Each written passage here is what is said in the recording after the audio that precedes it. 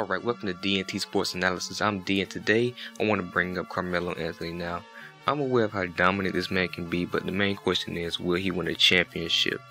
And he managed to get to the conference finals before, if you didn't know, actually, and he played against Kobe. But you know how Kobe is. Kobe don't lose to just anybody, and Carmelo put up such a fight, man, a tremendous effort leading that Nuggets team trying to win the championship. But Carmelo, he had to do something. He had to make a move, and he couldn't stay with that Nuggets team forever. So he said, "Fuck it, I'm going to the Knicks." And he joined forces with Amari Stoudemire. And that trade definitely turned heads, and people was like having high hopes that this was the year for the Knicks to rise again. But no, a sudden change in the roster didn't really work out well for the Knicks. And Melo, he was still doing his thing that he used to do with Denver. And Amari didn't really work well with him. That's what I noticed. They was like watching each other, and it just didn't look right. So going to the playoffs unorganized, Melo, he would really have to wait for his chance to get a ring, because that wasn't gonna fly. And the Celtics was just too much, and they swept him. And they started turning their backs on the Knicks till the Knicks came back with, which I don't believe this was a good idea, but it kind of worked out. They got Tyson Chandler. And then what really did it for the Knicks is Jeremy Lin. Jeremy Lin, he came out of nowhere. Like, he had a magical appearance.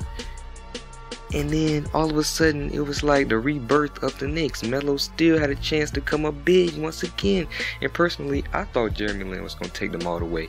He came in and he did what Melo wasn't doing, and that was to pass the ball. The Knicks, they would soon go on both winning streaks and losing streaks, but they managed to creep into the playoffs and take another shot at glory. Then things got really bad because Lin's sanity would soon come to an end when he got injured before the first game even started in the playoffs. So they had to turn to Baron Davis. And Baron Davis, he's sort of a, I guess you could say, a star, but he was more of a role player. He used to be a star, I guess.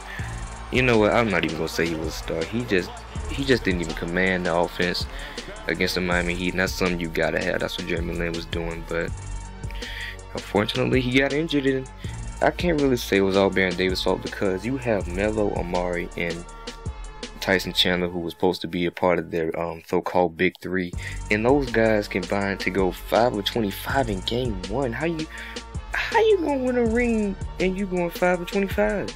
Come on now. I was hoping that Melo would set the tone, but this nigga came out shooting brickers, going 0 for 7, and those were his first shots.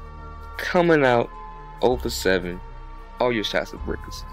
You know, y'all forgot that Shumpert, he tore his ACL that game, adding another blow to the Knicks' chances, and they had to go into Game 2 without him, and that just makes me believe that this Knicks team seems to be very fragile, man. I don't know what they're gonna do. Hopefully they got a deep bench, because these guys just falling out left to right, and it only gets worse. But let's keep going. Now, Game 2 of this series makes me think that this Knicks team, they won't get a ring for Melo, because, well, let me correct myself. Melo has to take control and win the ring himself, and he has to be the next leader. The only problem is that Melo is a scorer. He always has been, and he dropped 30 that game, and he shot 12 of 26, while Amari scored a measly 18 as they lost again. And let me say this. That nigga snapped, and I'm talking about Amari. He fucked up his hand because he was so mad. And then he just came out and said, "Fuck it, I'm gonna say it. I need to get the ball more." Basically, Carmelo, stop ball hogging, man. What you doing? And that's why this duo won't work, because they both need the ball. If Melo don't get the ball, he gonna take it and he gonna hack up them shots. You know what he be doing. And if Amari don't get it, we seen what he did to himself. This nigga might mess around and kill himself, man. He just losing composure. And let's keep going. Amari, he sat out the next game, obviously, and it was Melo's time to shine again. Just like he was in Denver. And he dropped 42 points, but he went 7 for 22. That ain't ring-worthy shooting, son.